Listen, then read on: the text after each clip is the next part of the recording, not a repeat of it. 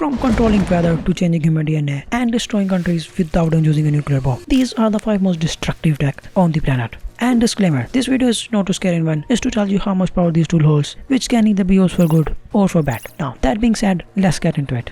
Climate change.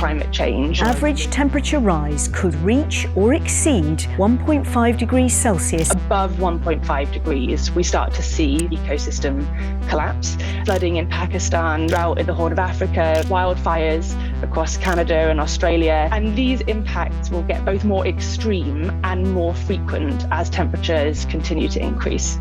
Every single year, the Earth temperature is increasing due to greenhouse gases, and all of these gases are being produced by burning fossil fuels, because still most of our electricity is made by fossil fuels. But if this keeps up, at the near end of the century, we will see a 3-degree rise in temperature, and these 3 degree might not seem that much, but it has the power to disrupt the whole ecosystem. It can lead to more extreme weather, disrupting the world food supply, rise in sea level, which can increase flooding and mass extinction. Many of Earth's species could be wiped out from our planet forever. Well, this is where the scientist comes in. Geo Engineering. Geo Engineering refers to large-scale intervention in the Earth's climate to manipulate the weather. And there are mainly 2 methods to how we use Geo Engineering. The first one is CDR, carbon dioxide removal. This one is very self-explanatory. We use different methods to capture carbon dioxide, whether from power plants or directly from the air, because all of this is happening due to the excess of carbon dioxide. And the second one is SRM, solar radiation management. This method mainly focuses on sending sunlight back to space, with methods like spraying refractory particles like sulfur dioxide into the stratosphere to mimic the cooling effect of volcanic eruption. Because in volcanic eruption, black smoke is formed that covers the whole area, which then reflects sunlight back to space. And this can also be done by spraying seawater mist into the air to make clouds brighter, because brighter clouds reflect more sunlight, also known as cloud seeding. We are doing all of this to keep our planet cooler. And the strangest method I haven't told you about is space mirror. Well, this one is a hypothetical idea, but a stupid one. This idea says that we can put giant mirror into the space to reflect sunlight, which is not a good idea. Does Earth even have that much glass to cover the whole planet? No. All of this method can be used, except the last one, to decrease Earth's temperature. Now, you might be thinking that everything is fine. We can solve climate change with geoengineering, right? Well, this is where things start to go wrong. Trying to change weather by using geoengineering comes with a cost, especially with techniques like cloud seeding and external injection. If you are messing with a small area like a town, then the side effects is not going to be that severe. But if you are messing on a large scale like countries, because the purpose is to stop climate change, then things can get out of hand. Weather has its own ecosystem. By changing the weather in one location, you can disrupt the whole ecosystem. By trying to cool down one country, you can negatively affect the other countries, which can change the rainfall pattern, causing more extreme weather in other countries, which can lead to droughts and flood. Now, these are all the unintended consequences. But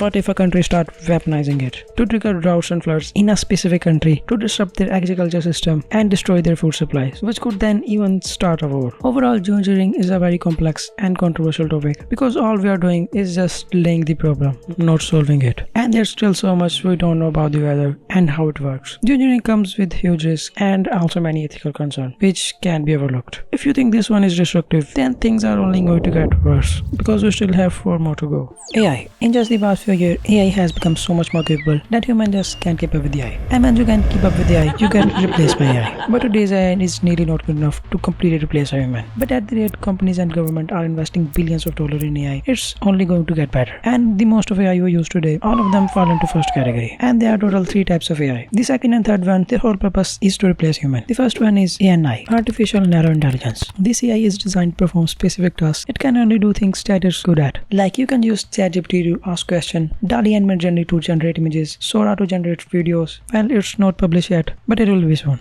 And the list goes on and on. These tools are here to eliminate all the repetitive tasks. They're only capable of assisting humans, but not capable of taking their job. But in second category, let's just say this is where things get interesting. AGI, Artificial General Intelligence. An AI with human level of intelligence that's capable of learning and thinking like human. Or in other words, making AI conscious. And as you can probably tell, this AI can easily take people's jobs. But the good news is, this AI doesn't exist in real life. It's just a theoretical concept. But in reality, we don't need that high level of intelligence to take people's jobs. In my opinion, if we just achieve 50% of what AGI is capable of, then we will lose most of our jobs. Just look at these videos. All of these videos are generated by AI. Although if you look closely, these videos are not perfect and it hasn't been published yet. But it's more than capable of taking out the whole stock market industry. Hey, I'm Nocb from the future. As I was making this video, a new company name figured just pop out. They just launched the world's first commercial viable humanoid robot, which can interact with human in real time, and it can also perform regular tasks. Just look at this video. Hey, Figure 1, what do you see right now? I see a red apple on a plate in the center of the table, a drying rack with cups and a plate, and you standing nearby with your hand on the table. Great. Can I have something to eat? Sure thing.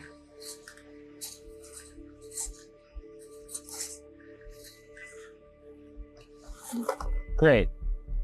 Can you explain why you did what you just did while you pick up this trash? On it. So I gave you the apple because it's the only edible item I could provide you with from the table.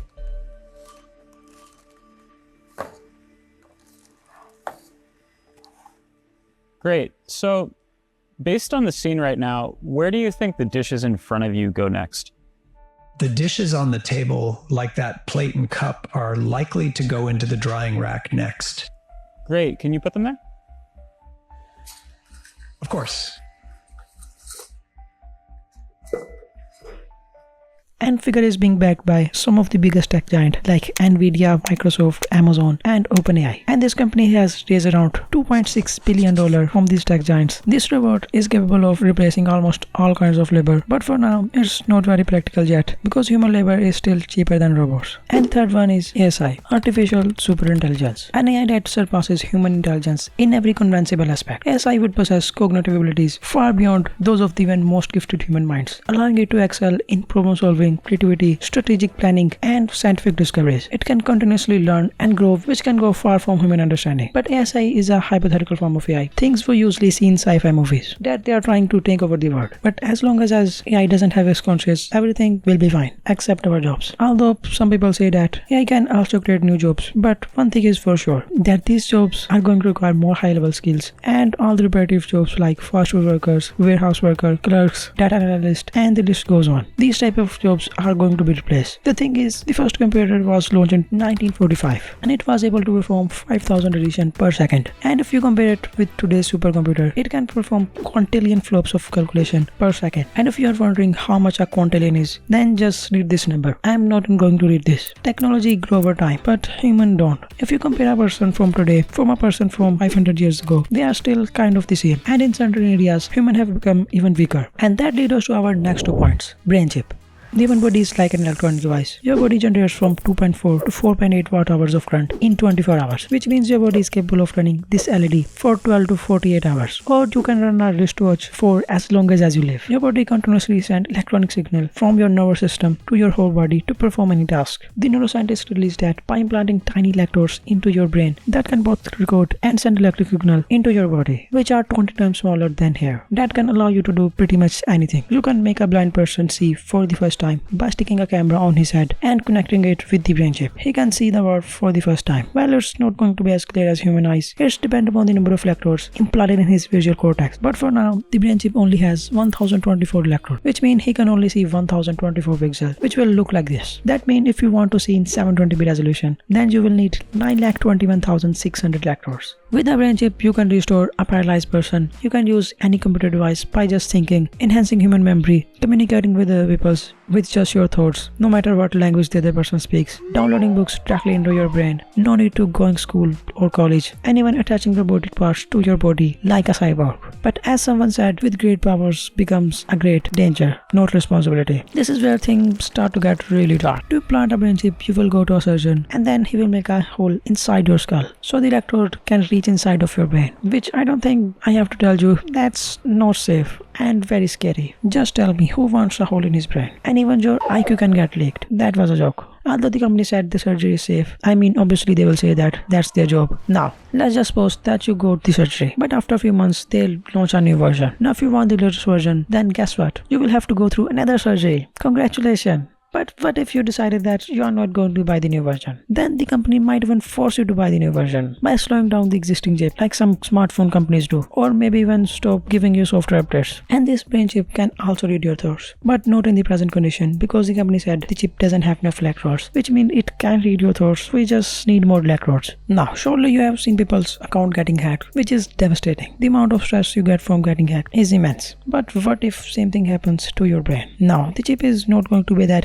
secure that it can easily get hacked. But by just the fact that chip is wireless and it can connect with the devices, then that means that there is a chance your brain can get hacked. I mean literally your brain. And it's not just Elon Musk who's making these brain chips. There are many other companies like Pixium Vision, Neurosoft Bioelectronics, Neurotech Pharmaceuticals, BlackRock Microsystems, the richest company in the world, a company that manages estimatedly $10 trillion of asset, which is 33,333 times more than the Elon Musk. But the most advanced brain chip we have for now is Neuralink. Neuralink was testing these chips on animals like rats, monkeys, but now they have been approved by the FDA to start experimenting on humans. The first patient got his implant and Elon Musk said this surgery was successful. But sadly, that's all we know for now. Now, we know how to enhance our brain. But what about our physical body? The human body is not capable of keeping up with these enhancements. And that's where the next point comes in. CRISPR. CRISPR stands for Clustered Regularly Interspaced Short Palindromic Repeats, or in simple word, gene editing. CRISPR was first discovered in 1987 and it used to be very expensive. But as the technologies grow over time and with new advancement, in 2012 the technology has become a lot cheaper. CRISPR is a gene editing method that uses a protein named Cas9. Cas9 is a protein that protects our immune system against certain bacteria and viruses. And what makes Cas9 so special is that with a guided RNA, you can use Cas9 to precisely cut, edit, and insert DNA. And as we all know, DNA is what decides what kinds of traits a person is going to have. Is a person going to have black hair, brown hair, blonde hair, or blue hair? Well, people don't have actually blue hair in real life unless it's an anime character. But this technology is not just limited to editing DNA. It can be used to treat many genetic diseases like inherited blindness, sickle cell when red blood cells take the shape of sickles, and cystic fibrosis. And it can even cure cancer by providing a cure that is specifically designed for that person. It can also be used against malaria because every single year malaria kills around 5 lakh people all over the world. We can use gene editing to remove the DNA from mosquitoes that causing this virus. And in agriculture, CRISPR is being used to precisely modify our crops to increase the kinds of traits that we want. For example, making our crops more resistant to pests and diseases, increasing their stress tolerance so they can survive more harsh weather like droughts and floods, making them more resistant to climate change, reducing environmental impact by growing more crops on less land, and even increasing their nutritional content. CRISPR can be used not just to save humans' life but also animals' life. It can be used to save many endangered species by solving the problem of why their population is decreasing and curing any genetic disease that they might have, making them more resistant to diseases and climate change, and also increasing their reproduction rate so they don't get extinct. And if you think that's crazy, but what I'm about to tell you is even crazier. CRISPR can be used to bring back the traits of extinct species, but first we need to find their preserved DNA, which can be used to modify existing species to give them new traits, like taking a DNA sample of mammoth and adding it into an elephant. Or maybe we can even bring back dinosaurs. If we can use CRISPR to modify animals, foods, and even bringing back extinct traits, so why not do it on humans? With gene editing, you can choose, do you want your child to have black eyes, black hair, or blue hair? Why do I keep forgetting that blue hair doesn't exist in real life? But it's not just limited to physical appearance. You can give him more intelligence, more muscles, and a good immune system, so he can eat fast food and still not get fat. You can make him more resistant to diseases and even climate change. While it's not all sunshines and rainbows, this is where things start to go wrong. Gene editing is like a mysterious double-edged sword. It can be used in both directions, either to cut our enemies or to cut ourselves. But first, let's focus on its mysterious factor. Although CRISPR is very accurate, because there is still so much we don't know about our bodies, it can have very severe consequences. Because our body works as a whole, if you are trying to change one thing, you might also change some other things. It can have many unintended and unknown errors. And some of these changes can be reversible, which can then pass down through generation. And also, there is a huge problem of CRISPR being weaponized. Some country can use to create super soldier so they can dominate other countries, and it can even create social division that rich people using this technology to get genetically stronger. And as I told you earlier, CRISPR can be used to bring back some of the extinct species, but it's come with a huge risk. If we do bring back extinct species, then it might change the power system between different animals, wiping out our existing species and disrupting the whole ecosystem. And how you can forget this one? If gene editing can be used to create medicine, then it can also be used to create viruses. As technology progresses over time, becoming more and more capable and cheaper, more people will be able to use it, which means more chance of making new viruses like COVID intentionally or unintentionally. The cases of more viruses popping out will increase. But it's not that big of a problem, because as information becomes more and more accessible to all peoples, which means we will also be able to create more vaccines in less time. Now, everything I just told you earlier, all of them have both good and bad side, but this one only has one side. Because you are watching the most destructive tech on planet, you can guess which side it's going to be. Cyber warfare. Cyber attacks are not just limited to hackers trying to hack your accounts or viruses trying to get into your PC. These attacks have the potential to destroy countries without destroying them. Let me explain. Obviously, these attacks can wipe out a country from the map, but it can do something much more dangerous, breaking your enemy from the inside. In 2010, a normal looking USB was plugged into a computer in an underground facility, and that underground facility happened to be at a nuclear power plant. But the USB was far from normal. The USB contained a file of just over 1.5 MB, which is going to be one of the greatest cyber attacks the world has ever seen. Stuxnet, a sophisticated computer worm which then spread into the whole facility and happened to reach the nuclear reactor. And if you don't know the difference between viruses and worm, a worm can self-replicate itself, and it can also be activated remotely while the virus can, and then the worm start doing its magic. The Stuxnet was designed to sabotage the uranium enrichment process by exploiting vulnerabilities in industrial control system, making it spin slower and sometimes making it spin faster, ultimately damaging the delicate machinery, and at the same time telling the staff that everything is fine. And this worm is believed to be created by US and Israel. All of this happened due to a 0 day. 0 days like that you made a big wall to protect your house, but unknowingly you left a hole. But now hacker can use that hole to get inside your home. The term 0 day originated from the fact that the developers didn't know about the hole and he had 0 day to fix it. Now this was just one country, but what if I tell you that there is another cyber attack that disrupted 150 countries? On May 12, 2017, the US National Security Agency found out vulnerabilities in Windows operating system which can be used to hack Windows. The NSA found a loophole, and what they did with this loophole? Tell the Microsoft to fix it, right? Nah, they just kept it a secret so they can use it in the future. But a group named Shadow Broker got their hand on this loophole, which is known as Eternal Blue, and that was the beginning of one of the biggest cyber attack, WannaCry ransomware. And if you are wondering what with this name WannaCry, because it does exactly what it said.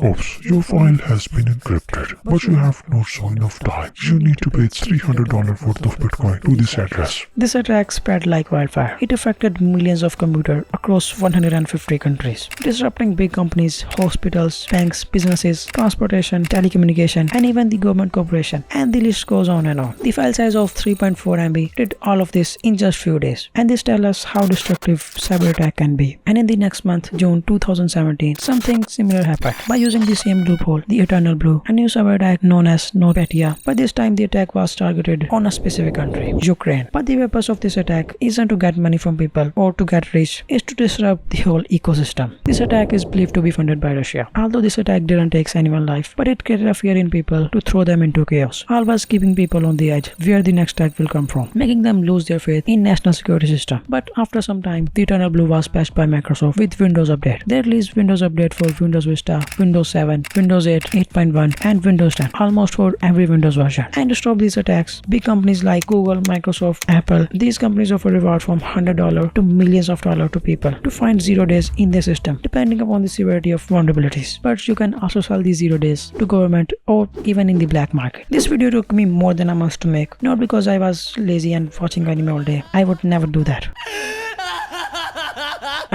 Now, everything I just told you, like AGI, giving other animals extra traits and enhancing human abilities, it is possible, but these technologies are in the early stage because we don't have the computational power to calculate these complex problems. But there is a computer that can solve all of these problems, and that is a quantum computer. If you want to know about the quantum computers, then click here and like and subscribe for more interesting tech videos, and I will catch you guys in the next one. Bye.